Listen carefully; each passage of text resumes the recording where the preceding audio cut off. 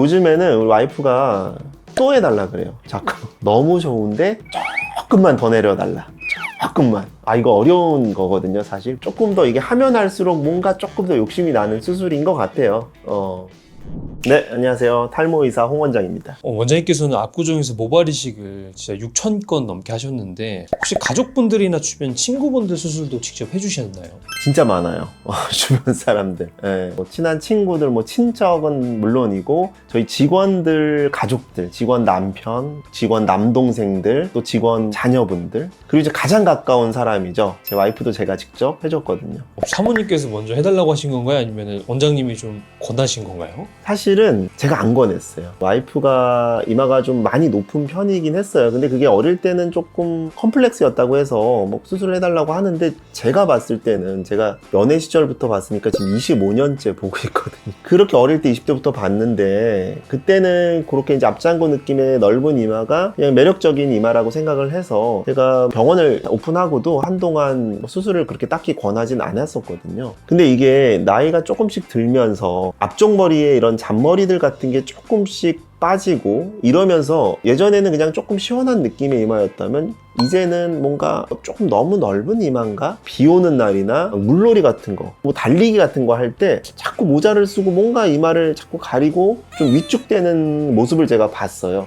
그래서 이제는 해줘야겠다. 그래서 그렇게 생각이 들어서 제가 수술을 해줬습니다. 보통 이마가 넓으면 당겨서 꿰매는 이마 축 수술도 있는데 모발 이식을 좀 선택하신 이유가 있으실까요? 일단은 우리 와이프 같은 경우에는 이마를 축소할 만큼의 그렇게 많이 줄여야 되는 이마는 아니었어요. 그래서 축소술을 일단 배제를 했고요. 또 이마 축소술은 이 절대적인 길이 자체는 줄일 수가 있지만 그냥 M자 라인이 이렇게 부드럽게 넘어가지가 않고 일자가 되잖아요. 그래서 이런 흉터가 날 위험도 있죠. 반면에 이 모발 이식 자체는 단순하게 길이를 줄이는 걸 넘어서 우리 와이프 이제 얼굴형과 또 측면 광대, 뭐 어떤 골격 이런 걸 전체적으로 맞춰서 이마 모양 자체를 새롭게 디자인할 수 있어서 제 와이프 같은 경우에는 이마 축소보다는 모발 이식, 헤어라인 교정으로 교정을 했습니다. 그게 훨씬 더 자연스러운 선택이었죠. 근데 여성분들이 헤어라인 모발 이식 할 때 가장 좀 걱정하시는 게 새까맣고 좀 인위적인 라인이 될까봐 걱정하는 건데, 사모님께서도 좀 그런 걱정을 하셨나요? 이 남성 모발 이식이 빈 곳만 좀 빽빽하게 채우는 작업이라면 여성 헤어라인은 철저하게 예술적인 영역이에요. 솜털부터 굵은 모발까지 자연스럽게 이어져야지 무적정 막 밀도만 까맣게 높여서는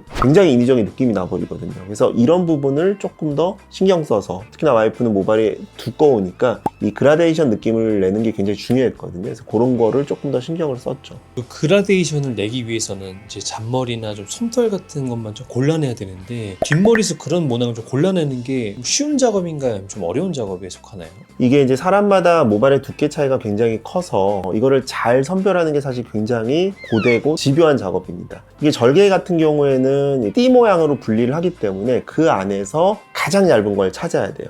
그 앞쪽 라인에 쓸 한 300모 정도, 그 정도를 우리가 분리를 하면서 굉장히 얇은 것들 따로 뽑아 놓거든요. 그리고 비절개인 같은 경우에는 조금 얇은 머리가 분포하는 쪽에 있는 모발들을 최대한 모아놔요. 그래서 이거를 우리가 헤어라인의 맨 아래쪽 잔머리가 분포하는 이 지역에 한 3mm 정도를 깔아줍니다. 이런 게 사실 굉장히 디테일해요. 그래서 이런 디테일한 수술들, 이런 것들을 했을 때 원래부터 이뻤던 이마, 수술한지 모를 정도로 자연스러운 이마 라인이 되는 거예요. 그래서 여성 헤어라인은 특히나 이런 디테일의 승부다, 이렇게 보시면 됩니다. 근데 원장님께서는 아무리 6,000번 넘게 수술하신 베테랑이셔도 사모님을 직접 수술하는 거는 좀 느낌이 다르셨을 것 같아요. 평소 느낌이랑 어떻게 좀 다르셨나요? 솔직히 말씀드리면은 사실 매일 하는 거고, 근데 누구는 대충 해주고 뭐 누구는 잘해주고 뭐 이런 거는 없죠. 모든 분에게 똑같은 실력으로 100% 집중력으로 하기 때문에 제 와이프라고 해서 막 해야지 막 이런 거는 없었던 것 같아요.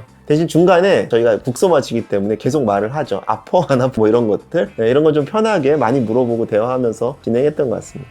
제가 사모님께서는 수술한 지 1년 정도 되신 것 같은데 좀 지금 반응은 좀 어떠신가요? 되게 좋아해요. 옛날 사진과 자꾸 비교하고 요즘도 가끔 욕을 먹거든요. 왜 빨리 안 해주냐고 계속 욕을 먹고, 그 다음에 이제 되게 좋은 거는 와이프가 이제 모임 같은 것들을 되게 많이 가는데 모른대요, 사람들이. 수술한 거라고? 그러니까 남편이 해줬어 그러면 되게 신기해하고, 그냥 머리 스타일만 좀 바뀐 거, 이마를 좀 드러내는 헤어스타일만 좀 바뀐 줄 알지 지금은 머리를 막 묶고 이렇게 자연스럽게 다니거든요. 그래서 주변에서 전혀 눈치채지 못한다고 할 때 굉장히 뿌듯하더라고요. 주변에 와이프 친구 엄마들이 상담을 많이 오고 있습니다. 요즘에는 우리 와이프가 또 해달라 그래요. 자꾸 너무 좋은데 조금만 더 내려달라, 조금만.